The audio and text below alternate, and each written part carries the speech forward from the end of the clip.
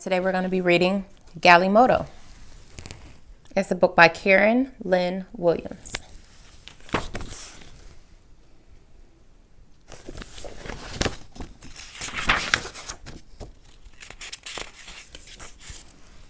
Galimoto means car in Chichewa, the national language of Malawi, Africa.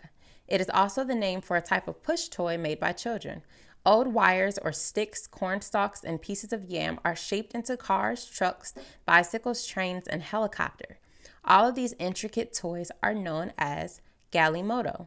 The word may have come from the English motor car, with the words in reverse order. In Chichewa, the sounds R and L are often interchanged, and C or G may have been, and every syllable ends with a vowel.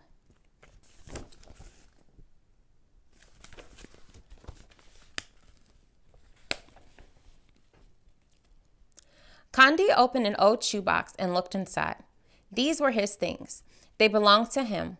Inside the box, there was a ball made of many old plastic bags, tightly wrapped with string. There was a knife Kandi had made from a piece of tin can and a dancing man he had made from dried corn stalks. In Kandi's box, there were also some scraps of wire. He had been saving the wires for something special. Now he took them and the knife from his box. "I shall make a Galimoto," Kandi told his brother Ufulu. Ufulu laughed. "A boy with only 7 years cannot make such a toy. You don't have enough wire." "I will get enough wire," Kandi answered. Kandi took his knife and wire scraps and went to the home of his friend Gift. "I want your wires," Kandi told Gift. "I'll give you my knife for them." "Why do you want the wires?" Gift asked. "I want to make a Galimoto," Kandi answered. Gift ran his fingers over the tin knife. "It is a good knife. I'll cut a dancing man with it." Gift took a handful of wires from his box of things and gave them to Kandi. "That's not enough wire for a Galimoto," he told his friend. "I will find enough wire," Kandi said. Kandi put his wires into an old white plastic bag and took them to the shop of his uncle. "Good day, second son of my brother," his uncle greeted him. "How can I help you?" "I want some wire," Kandi told his uncle. "How will you pay for it?" "I have no money," Kandi answered. "But you have wires in your old packing boxes from the city. They would make a fine Galimoto." "So, you want to make a Galimoto? The son of my brother is a clever boy. Take the wires."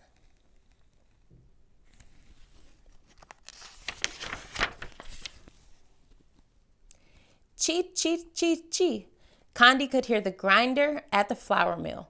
Many women with babies tied on their backs waited in the hot sun. Others arrived carrying heavy baskets of maize on their heads. Kandi squeezed through the crowd. He was very near the front door when someone grabbed him. A woman began yelling angrily, "Stop that one! He goes out of turn!" Kandi was being pushed and shoved.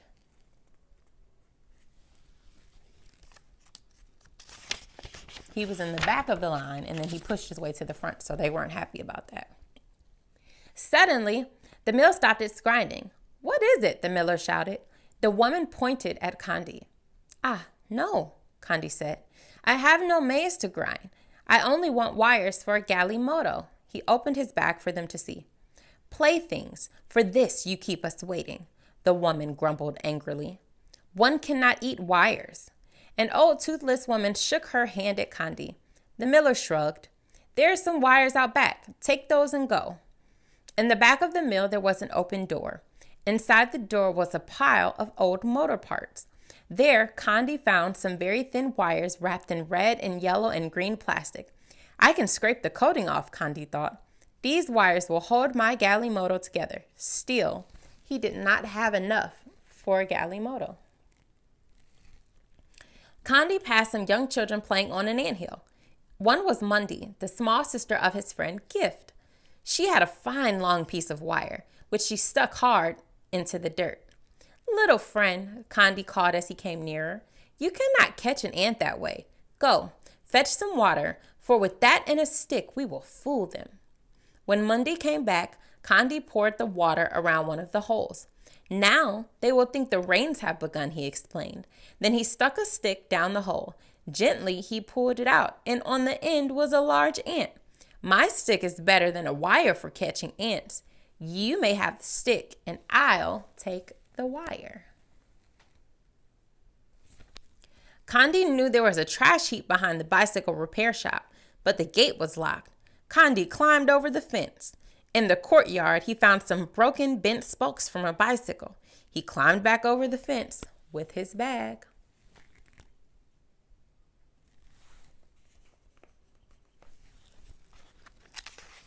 Thief! Help! Police!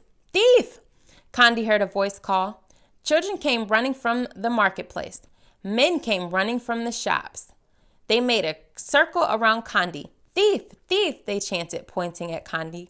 A policeman arrived. He grabbed Condi by the shoulder. What are you doing? He asked. Condi showed the policeman his wires.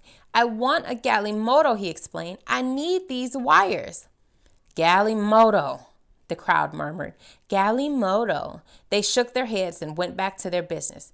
Take your wires and go, the policeman told Condi.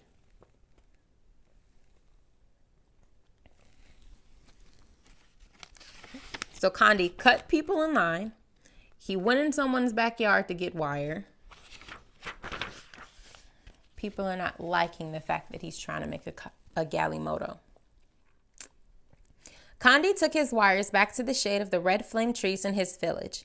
Nearby, his mother and sisters pounded their maize. They sang of the hard work they were doing. Condi sorted his wires. There were thick pieces and thin pieces. Some wires were long and some were short. Condi banged the bent and twisted ones with a stone to straighten them. Then he began. The thick wires made the frame. He wrapped the very thinnest wires at the joints to hold the Galimoto together. My Galimoto will be a pickup, Condi planned. It will carry maize to the city, and it will have an antenna for the radio, he smiled. Condi worked all afternoon. He pounded the strongest wires around a pipe to make the round wheels. A sturdy piece of bamboo made the rod for the steering wheel. Finally, a warm, toasty smell of maize porridge cooking over the village fires told Condi it was time to go home. His brothers and sisters admired his work. So, you found enough wire, Ufulu said. Yes, Condi agreed. He parked his Galimoto next to his box of things and ate his supper. Let the moon be bright for us to play and sing tonight. Condi could hear his friends singing in the distance. They were calling him to play. See his Galimoto? Now, he carefully guided his Galimoto over the dusty path. Galimoto, someone cheered, and one by one, Condi's friends formed a little line behind him. Yee, Galimoto, Galimoto, they began to chant.